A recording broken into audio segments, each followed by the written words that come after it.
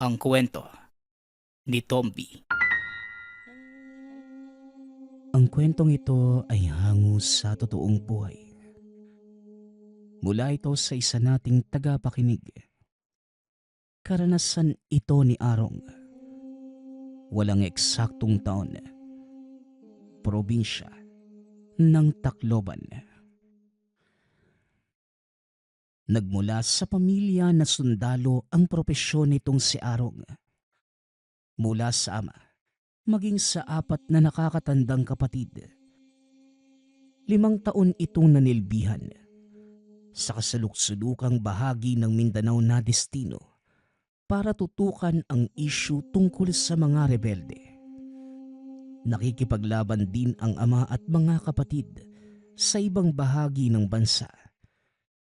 Isang araw, sa hindi inaasahang pagkakataon, nakatanggap ng balita ang binata na parehong nasawi ang ama at mga kapatid. Matapos ang engkwentro, sa pakiusap ng ina, nagbitaw sa tungkulin ang binata upang may matira pa sa piling nito. Hindi lingid sa kalaman ng ganitong pangyayari dahil kabilang sa sinumpaan ang pagbuwis ng buhay. Ngunit hindi lamang inaasahan na sa isang iglap, sabay na masasawi ang mga kapatid at ama. Pinakinggan na lamang ni Arong ang pakiusap ng ina na magbitiw sa katungkulan para maisalba ang buhay at may matira pa sa kanilang pamilya. Umuwi sila ng probinsya at doon na nanirahan. Natutunan ang buhay probinsya, pagsasaka, pangangalaga ng hayop, karpentero at iba pang kabuhayan nakikita ng pera. Kontento naman ito sa sitwasyon. Walang reklamo ang ina. Sa paglipas ng panahon, ngunit tuluyang nagbago ang buhay ni Arong nang makatagpo si Tandang Rendon, isang antingero sa lugar. Kilala ito bilang tagabenta ng samut-saring anting-anting. Marami ang tumatangkilik sa produkto dahil mabisa at maaasahan sa oras ng banta ng elemento. Malakas ang kita sa ganitong larangan dahil kasagsaga ng pananalasa ng mga engkanto sa lugar. Dumagsa ang mga mamimili at isa na dito ang ina ni Arong. Nang makita ang gabundok na perang papel sa harapan ni Tandang Rendon, nagka-interes ang binata na pasukin ang ganitong negosyo. Ngunit bago yun, kwestiyon muna ang mga gamit. Manong, huwag niyo sana mamasamain yung tanong ko. Talaga bang mabisa itong magawa mo? Baka kasi, naglapat ka lang ng mahika para mabilog ang ulo ng mga tao. Para balik-balikan yung mga gamit mo. Wika ni Arong. Sino ka bang damuho ka? Kung makapagtanong ka parang meron kang alam ah. Ngayon ko lamang nakita yung pagbumuka mo. Dayo ka ba? Balik na tanong ni Tandang Rendon. Wala. Lumad sa lagon na ito ang angka ng nanay ko. Sa Maynila ako lumaki. At ngayon lang nakabalik. Anak ako ni Concepcion, na anak ni Corazon. Yung maglalako ng tabako sa bayan. Pero isa kang kahihiyan sa angka ni Corazon. Kilala bilang mabubuting tao ang mga yon. Mahinhin ang pananalita. Iniisip muna ang bawat desisyon bago isabibig. Pero ikaw, walang preno, walang pakundangan. Diretsahan. Wika ni Tandang Rendon. Natahimik si Arong, ngunit nagpatuloy pa rin sa pagsasalita. Nakita ko kung gaano kalaki yung kinikita nyo sa pagbebenta ng mga anting-anting eh. Kung papayag kayo, turuan nyo po ko. Balak kong magtinda rin. Wika ni Arong. Sandali nga. Hindi ba't sundalo yung asawa ni Concepcion at mga anak niya? Bakit parang namumulubi ka? Hindi ba maayos ang pasweldo ng gobyerno para sa naturingang tagapagtanggol ng bayan? Tanong ni Tandang Rendon. Matagal na po akong bumitiw sa serbisyo eh. Sa takot na mamatay sa gera katulad ng ama at mga kapatid ko. Ibang usapan po yun, Manong. Sana, sa tanong ko lang iikot ang pag-uusap natin ngayon. Paano po ba gumawa ng anting-anting eh? Tanong ni Arong. Napatitig ang matanda sa kanya. Sinuri ng tingin si Arong mula ulo hanggang paa, na tila tumatagos pa sa kaluluwa. Nang makita ang pagkadesperado, inimbitahan siya nito sa loob ng tahanan. Isa-isang pinakilala ang mga gamit, ngunit nilinaw na hindi ito maaasahan sa aktwal na labanan kontra aswang o anumang elemento. Replika lamang ang mga ito at may kaunting karga ng orasyon na makakaya lamang kontrahin ang mababaw na banta. Sa madaling salita, pangtaboy lamang ang mga ito. Kunot noong nakikinig si Arong, naguguluhan kung ganun ba talaga ang pagnenegosyo sa usapang anting-anting. Iho, ang tanging magagawa ng tao ay isang replika at kargahan ng orasyon. Walang makakapantay sa anting-anting na bigay mismo ng kalikasan. Yon, natural ang lakas na kahit ang pinakamataas na uri ng aswang, siguradong hindi uubra. Kahit itanong mo pa sa mga albularyo o ibang manggagamot, gumagana ang karamihan sa mga anting-anting dahil sa pagkakarga ng orasyon. At kung ikukumpara mo ito sa likas na biyaya ng mundo, wala pa sa kalingkingan. Ang mga produkto ko, karga lamang ang nagpapagana. Pero sinisigurado kong may tataboy ng bisa ang anumang elemento sa malapit. Pagpapaliwanag ni Tandang Rendon. Ganun po ba, Manong? Turuan mo po akong gumawa. Turuan mo akong magkarga ng orasyon. Ano pa po ba yung dapat kong gawin? Tanong ni Arong. Abay, ganyan ba talaga kapag isang sundalo? Diretsahan kung magsalita. Iho, sa larangang ito, hindi dahil naisip mong pumasok pwede na. Dito, kinakailangan na matinding pagkapit sa paniniwala, dedikasyon at pangako na hindi babaliin sa oras na magkagipitan. Hindi ito negosyo ng tao na kapag bumagsak titigil ka agad. Dito, kahit maging baldado ka sa pakikipaglaban sa mga elemento, hindi ka bibitiw sa sinumpaan mong tungkulin. Wika ni Tandang Rendon. Napabuntong hininga si Arong. Hindi inaasahan na ganong kaseryoso ang ganitong klase ng gawain. Napakamot sa ulo na mapagtanto na hindi sila nagkakaintindihan. Gusto lang naman ng binata na matuto sa paggawa ng anting-anting para may pagkakitaan. Hindi ang sumabak sa anumang labanan kontra aswang o elemento. At dahil magkaiba ang pag-unawa, nagpaalam na lang muna ang binata. Dapit hapon nang lakbayin ni Arong ang daan papunta sa bayan. Pasa ng kalahating sako ng mais na ipapagiling upang maging bigas. Ito ang nakuhang parte sa pagsasaka sa tanima ng tiyuhin. Hindi pa ito nangangalahati sa paglalakad nang may humarang na lalaki. Mapupula ang mga mata, nanlilisik. Masama ang titig na parabang nakasinghot ng pinagbabawal na gamot. Kagading nagpigil ng hininga nang maamoy ang matinding baho nito. Malansa na parang nabubulok na karne. Hanggang sa bigla itong sumunggab sa kanya. Dali-dali naman itong ibinagsak ang pasan para pigilan ang mga bibig nitong mga ngagat. At dahil retiradong sundalo, ginamit ang pisikal na lakas para pigilan ito. Tumilapon matapos masuntok Kaso nang bumangon ay muli lamang umatake. At sa pagkakataong yun, tumutulo ang laway nito. Kinakabahan si Arong sa ideya na baka apektado ng rabies ang binata. Sa pangamba na madamay sa virus sa katawan nito, napilitang bugbugin para mahimatay.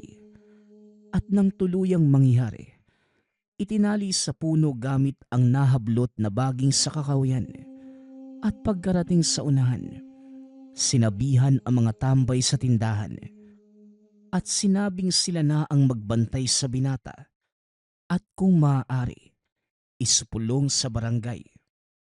Samantala dumiretso naman ito sa bayan. Nagmamadali dahil malapit nang lumubog ang araw. Pagkabalik, naabutan ang mga tambay sa tindahan. Nagtanong-tanong si Arong. Ngunit sinabi ng mga ito na biktima ng yanggawang lalaki. Hindi siya pamilyar sa salita kaya nag-usisa pa. Ipinaliwanag naman ng mga tambay na ang binatang yun na bagong sinalinan ng lahi ng aswang ang binata. Sinabihan pa ito na mabuti na hindi siya nakagat dahil kapag nagkataon, posibleng pati siya ay maging aswang. Napatanda ng krus nang madinig yun. At bago tumuloy, inabutan siya ng tindero ng itak, sulo at isang garapa ng langis. Binalaan na kapag kumulo ay ibig sabihin may aswang sa paligid. Tinandaang mabuti ni Arong ang bilin ng tindero. At nang lumakad na, hindi maiwasang matakot na isipin na baka nakaabang sa tabi-tabi ang yanggaw. Kahit sinabi na ng mga tambay na dinala na sa pagamutan ang lalaki, kinakabahan pa rin lalo pat madilim ang daan. Bawat hakbang ay siya ring pagkabog ng dibdib. Panaylingon sa tuwing may kakaluskos. Hindi naglaon. Isang figura ng halimaw ang lumitaw. Tao pa rin naman ang hubog. Ngunit nagtataglay ng kakilakilabot na wangis. Nanlilisik ang mga mata. Naghahabaan ang mga kuko at ngipin. Mahaba ang dila na parang may sariling buhay. Mabilis pang lumilipat-lipat sa iba't ibang direksyon. Hirap na ang binata na habulin ng tingin. Hanggang sa bumungad ito sa mismong harapan. Nabitawan ang sulo. Naiharang naman ang itak sa bibig ng aswang. Nagpupumiglas ang binata kaso masyadong malakas ang nilalang. Nagsusugat na rin ang magkabila ang braso sa mga kuko nito at higit sa lahat. Kinakapos na ng hininga sa tindi ng amoy. At nang makabuelo, ibinuhos ang lakas para maitulak. Hinugot niya ang itak sa kaluban. At pinakitaan ito ng galaw. Panay ang pag-ilag ng halimaw. Nahirapan sa paglapit dahil nag-iingat na hindi mahagip ng patalim. At nang maglaon, nangahas ito ngunit nagawang bilisan ni Arong ang pagkilos at nadaplisan sa muka. Lalong nanlisik ang mga mata ng aswang at akma na sanang susugod. Nang maaninag ang grupo ng sulo na papalapit sa kinalalagyan. Pagkatingin muli, naglaho na ang aswang. Bumungad ang mga tambay at tindero. Nangangamba ang mga ito para sa binata. Kaya naisipang sundan para ihatid. At nang makita ang kalagayan, kanya-kanya sa paghugot ng itak. Talasan niyo ang mga mata at pandama. Nandyan lamang sa sulok ang aswang. Huwag tayong magtanga-tangahan at baka maunahan pa tayo. Wika ng tindero, si Mang Gregor. Teka Manong, ilang aswang po ba yung nasa lugar na ito? May nakasalubong ako kanina na nayanggaw. Tapos ngayon naman, ganap na aswang talaga. Tanong ni Arong. Mabilis ang hakbang ng mga ito habang nakamasid sa paligid. Dako, hindi mo mabibilang iho. Hindi naman sa lahat ng oras. May partikular lamang na buwan kada taon. Panahon siguro ng tagutom nila kaya nagsilabasan. Dito sa lugar namin, parang nasanay na rin kami.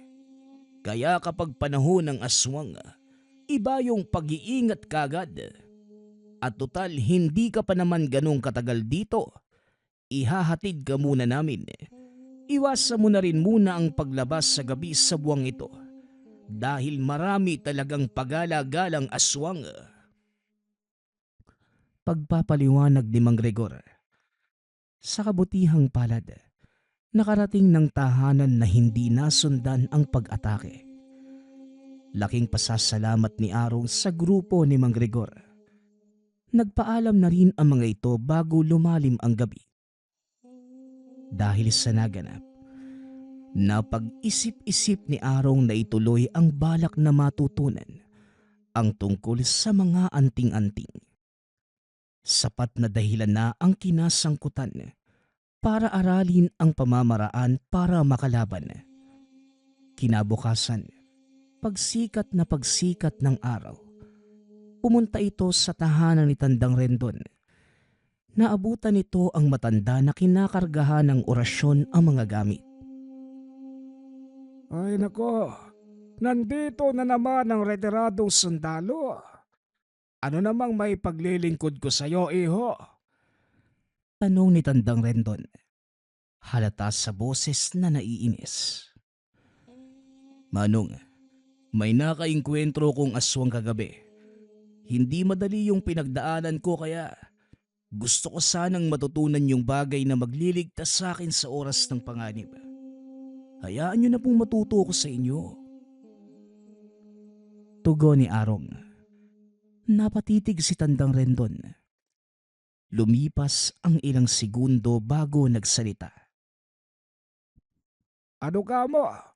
Hindi ba't dati ka namang sundalo? Bakit hindi mo gamitin ang baril para patayin ang aswang?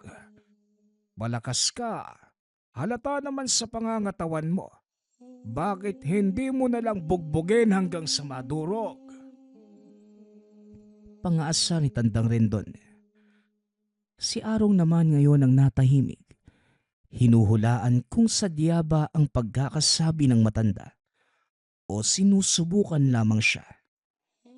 Manong, hindi lingid sa kaalaman ko ang kakayahan ng mga aswang. May dati akong kasamahan na nagmula sa probinsya kung saan naglipa na ang mga halimaw na ito. Madalas siyang nagkukwento at ayon sa kanya, walang laban ng ordinaryong bala, patalim o ang lakas ng tao. Ang tanging makakalupig lamang sa aswang ay ang katulad mong antingero, albularyo o sino man na may karunungan. Wika ni Arong. Mahusay. O sige, hahayaan kitang matuto sa akin. Pero ipapangako mo na sa oras na matutunan mo na ang lahat, wala nang bawian, walang atrasan, at lalong wala kang karapatan na umayaw sa oras na tawagin ka ng tungkulin. Maliwanag ba? Tanong ni Tandang Rendon. Napatango na lamang si Arong bilang pagsagot. Kagad namang sinimula ni Tandang Rendon ang pagtuturo ng lihim na karunungan. Gumugol ng ilang buwan para makabisado ang tamang pagbigkas ng mga orasyon, pagpapagana ng gamit sa pamamaraan ng dasal, pagkilala sa iba't ibang anting-anting, pagkakarga at pagdedebosyon.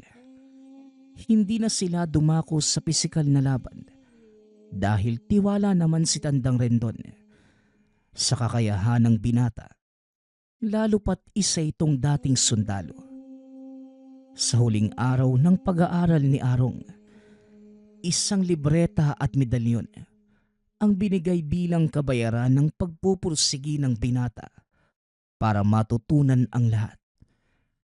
Sa paglipas ng mga araw, balik muna sa pagkayod para sa kabuhayan si Arong. Inararo ang malawak na sakahan, Nagtanim ng binhi sa kabila. Naghakot ng panggatong mula sa bundok pababa ng bayan. At kung ano-ano pa. Doble ang sipag ng binata dahil na mga panahong ito. Iniinda ng ina ang karamdaman. Kanser ang lumalabas na resulta sa ospital. Tumama sa buto kaya't nakaratay na ngayon. May mga gamot ngunit nilinaw ng doktor na pahahabain lamang nito ang oras na ilalagi sa mundo. Hindi na mapapagaling pa ang kanser. At dahil may kamahalan, malaking salapi ang kinakailangan. Pansamantalang isinantabi ng binata ang tungkol sa lihim na karunungan. O iho, magpalamig ka muna. Ilang ulit ka na kasing pabalik-balik. Kaya naisipan kong maghanda ng merienda. Huwag kang mag-alala. Libre na ito. Naikwento kita kay Tandang Rendon. Naabutan niya kasi akong naghahanda ng malamig para sa'yo. Magkakilala pala kayo na matandang yon. Tanong ni Mang Gregor. Tinawag siya nito sa tindahan. Huminto naman bilang pagrespeto. Opo Manong. Sa katunayan, nagpaturo nga po ako sa kanya ng pamamaraan para mapuksa yung aswang. Tugon ni Arong. Tinuruan ka ba? Nako, mapili ang taong yun. Pinsan yun ng pinsan ko. Medyo malayong kaanak pero malapit kami sa isa't isa. Kilala ko ang ugali, pero masisigurado naman na mabait at bukalang loob sa pagtulong. Mahigpit lang siya kung lihim na karunungan ang pag-uusapan. Oo nga po Mabuti nga nakayanan kong maging maestro siya sa loob ng ilang buwan. Medyo mahirap pero matalino naman siyang magturo. Ganun ba? Naku, magpasalamat ka't binigyan kanya ng oras. Siguro nakita ang kanya kaya pumayag na maturuan. Ano naman ang binigay niya? Ito po, isang medalyon at saka libreta na may mga simbolo at salita. Sa katunayan, hindi ko pa ito binigyan ng pansin kasi nagkataon na sumubay yung kondisyon ni nanay. Kailangan munang kumita ng pera para sa gamot. Wika ni Arong. Iniabot ng binata ang libreta at medalyon at nang buklatin, nanlaki ang mga mata kasabay ng pagsulyap sa medalyon.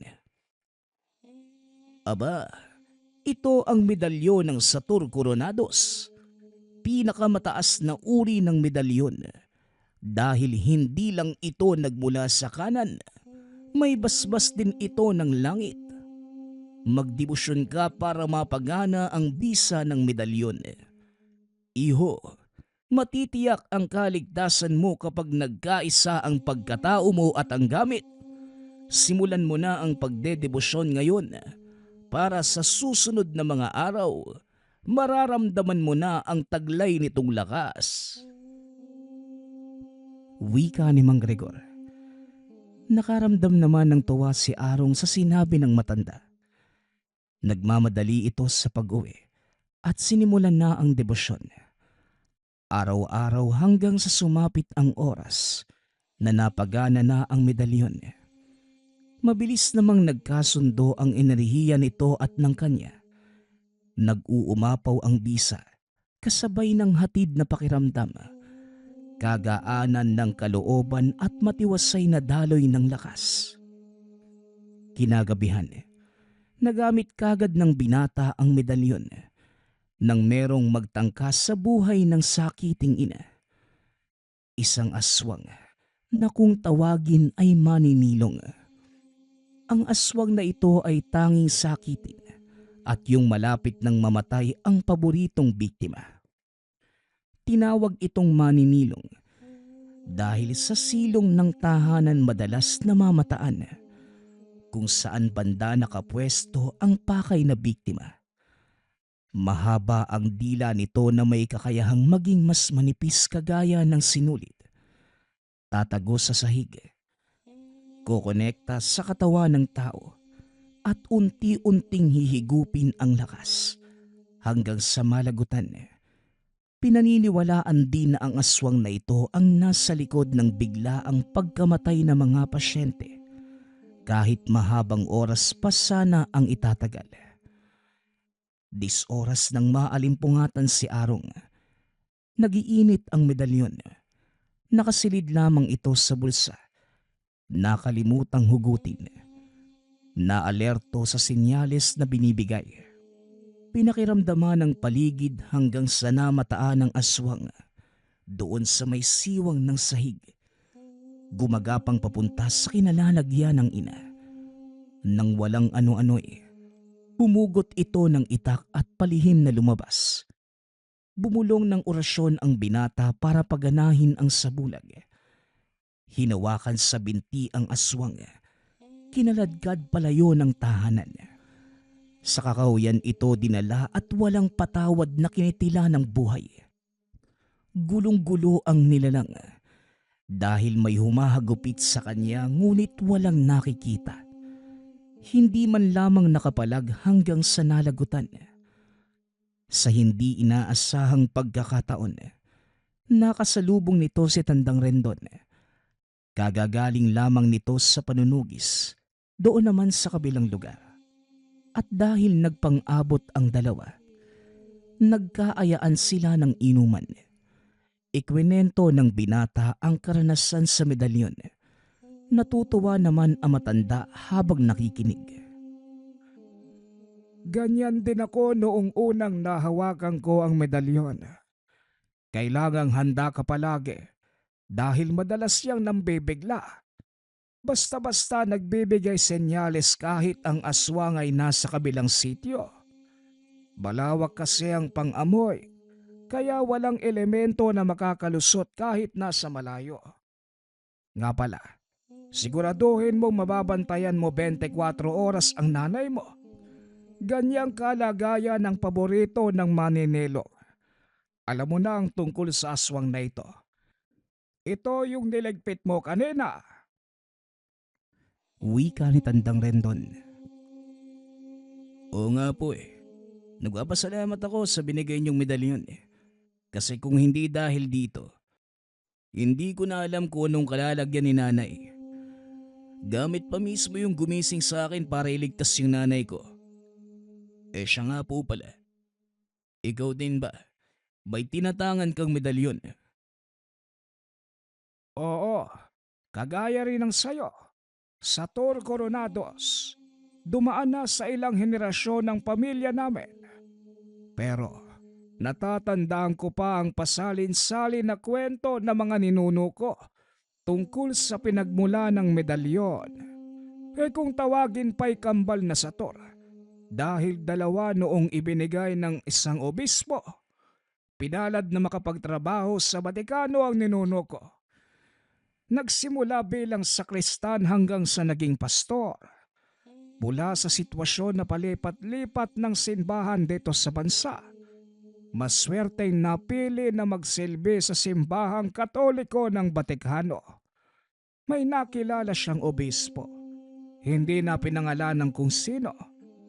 Siya mismo ang nagbigay ng kambal sa Tor na pinagana ng isa ko pang ninunong albularyo. Dumaan nito sa maraming kamay. At ito na tayo ngayon. Tinatangan nito. Eh kung ganun, saan kanyo lang dapat ang medalyon na ito? Hindi. Hindi dahil nagmula sa kanino-ninuang ko. Saan kan lang namin mapupunta ang medalyon. Hindi ganon ang pamamalakad ng gamit. Sino man ang matipuhan ito at sino man ang may malinis na loob na handang magsilbi, pwedeng magtangan. Nasa iyo na yan kaya gamitin mo. O siya, masyado nang malalim ang gabi. Lalakad na ako. Wika ni Tandang Rendon. Sinundan pa ng tingin ni Arong ang matanda. Lumipat ang pansin sa medalyon. Napahugot ng hininga matapos madinig ang kwentong pinagmula ng gamit. Lihim na pinangako sa sarili, naaalagaan at pagsisilbihan hanggang kamatayan. Ngunit sa pagdaan ng mga araw, unti-unti nang mas lumalala ang kalagayan ng ina ni Arong. Wala na itong pandinig, panlasa, maging pag-iisip. Nakakalimot na ito sa lahat-lahat. Hindi naman niya masisisi dahil matanda na talaga ito. Sa edad na 70 taon, aasahan ang ganitong pangyayari hanggang sa sumapit ang isang gabi na tuluyan na itong namaalam. Masakit para sa binata dahil nawala na siya ng ama at mga kapatid. Ngunit ngayon, sumunod na rin ang ina. Nang sandaling binurol ang katawan, dumalo si Tandang Rendon. Nagtataka dahil para dito biglaan ang pagkamatay. Nang makaalis ang mga bisita, pasikretong sinuri ang bangkay. Kahit nilapatan na ito ng mga kemikal doon sa morgue, nagawan pa rin ang paraan ng matanda. Napabuntong hininga nang mapansin ang bakas ng aswang. Arong, ni minsan ba iniwanan mo ang nanay mo? Kasi kung nasa paligid ka lamang, mahaharangan mo kagad ang elementong umaaligid dahil magbibigay senyales ang sator. Pero anong nangyari? Bakit may bakas ng aswang sa katawan ng nanay mo? Tanong ni Tandang Rendon. Mahahalata sa boses ang galit. Sa kabilang banda naman, hindi makapaniwala si Arong sa nadinig. Naalala ang araw na lumuwas sa bayan para bumili ng gamot. Manong, may isang beses na iniwang ko pero hapon po yun. Mataas pa ang sikat ng araw. May aswang po ba pag ganong oras? Tanong ni Arong. Eho, may pagkakataon na kahit tirik pa ang araw, nagagawang mambiktima ng aswang, lalo na kung layong makuha ang biktima. Gagawan at gagawan ito ng paraan. Walang duda, maninilong ang nasa likod nito. At sino pa nga ba? Sa lugar na ito, wala kong kilala na nang bibiktima ng sakitin. Wika ni Tandang Rendon. Naikuyom ng binata ang mga kamao, kasabay ng pag-usbong ng galit. Matatanggap kong nasawi ang ina dahil sa iniindang sakit. Ngunit nang malaman na biktima pala ng aswang, hindi niya ito mapapalampas. Lumabas ang binata. Hinugot ang itak ngunit kagad pinigilan ni Tandang Rendon. Nahihibang ka na ba? Nakaburol pa ang nanay mo. Huwag mo nang dagdagan pa ang problema. Tutukan mo muna ang pagpapalibing. Iasa mo sa akin ang paghihigante. Huwag kang mag-alala. Ako mismo ang susuyod sa lugar para mahanap ang aswang na yon. Wika ni Tandang Rendon. At dahil sa halong-halong damdamin, iniasa ng binata ang paghihiganti kay Tandang Rendon. Nakinig siya rito dahil kung tutuusin, mataas ang kaalaman nito sa ganitong usapin. Ibinuhos na lamang ang atensyon sa pagpapalibing sa ina. Nang nasa sementeryo na, hindi mapalagay si Arong sa isang sepulturero. Malagkit ang tingin nito sa kabaong. Mababakas sa mga mata na merong binabalak. At isa pa, nagbigay senyales din ng medalyon. Ngunit kinalma muna ng binata ang sarili. Marami pang tao dahil kasalukuyang nagmimisa ang pari ng mga oras na yon. Matapos mabendisyonan, dahan-dahang binaba ang kabaong at inumpisahan ang paggawa ng pantyon. Hindi nahiwalay ang pansin sa sepulturero. Nanatili siya sa puntod ng ina hanggang sa siya na lamang mag-isa sa lugar. Tumalikod si Arong at lumakad palayo. At sa sulok ng mata, napansin ang sepulturero na nagmamadali sa paglapit sa puntod. Takip silim na ng mga oras na yon kaya't wala ng katao-tao sa paligid. Palihim na sinundan ang kilos ng lalaki hanggang sa nasaksihan ang akmang pagwasak ng puntod. Hoy, anong ginagawa mo? Ha? Hindi mo na ginalang yung patay. Anong balak mo? Sandali. Aswang ka ano? Wika ng binata nang mapansin ang katangian ng aswang sa lalaki. Ngumisi ito ng nakakaloko. Tinanggal ang sombrero at pinakita ang tunay na anyo. Nabuhay ang galit ng binata sa kilos ng aswang. Dali-dali nitong sinugod ang binata. Umiwas si Arong. Naghahaba ang kuko ang binida ngunit isa-isang pinutol ng binata. Saktong napadaan sa bodega ng mga sepulturero. Dali-dali nitong kinuha ang nasipat na patalim. Nagpakawala ito ng orasyon. Pinagana ang sabulag para mapadali ang pagpuksa. Nagulat ang aswang. Nagtatanong sa nangyayari. Malikot ang mga mata at hinahanap ang binata. Paano ba naman? Umahagupit ang itak ngunit hindi nakikita si Arong. Wala ng oras para gumanti dahil pinugutan na ito ng ulo. Nasa burol ang kinalalagyan ng sementeryo, kaya pa simpleng pinagulong sa kabilang bahagi ang ulo. Sa kabilang bahagi naman ang katawan ng aswang. Dali-daling dinispat siya ang bakas malapit sa puntod ng ina. Nilinis at hindi hinayaang may dumikit na samyo sa pantyon. Pagkabalik sa tahanan, naabutan nito si Tandang Rendon. Dala ang magandang balita. Natuntun na ang kinalalagyan ng maninilong. Hindi na ito nag-usisa kung paano nahanap. Dali-dali itong pinuntahan ng dalawa. Sa galit ng binata, sinugod ng taga ang lalaki. Hindi nagkaroon ng oras para magamit ang kakayahan bilang aswang. Itak, orasyon, at bisa ng sator ang sunod-sunod na binato. Tumagal lamang ng ilang segundo bago binawian ng buhay. Matapos yun, kinaladkad ni Tandang Rendo ng binata. Arong, sa ginagawa mo, pwede tayong mapahamak. Paano kung may makakita na kalahi? Pwede tayong balikan. Hindi ka nag-iisip. Alam kong sabog na ang galit mo dahil sa nangyari sa nanay mo. Pero sana naman, unahin pa rin natin ang pag-iingat. Dehado tayo kapag nagkataon. Wika ni Tandang Rendon. Unti-unti namang huminahon ang binata. Pasensya na po, Manong. Hindi ko lang hahayaan na makatakas yung aswang na dahilan ng maagang kamatayan ni nanay.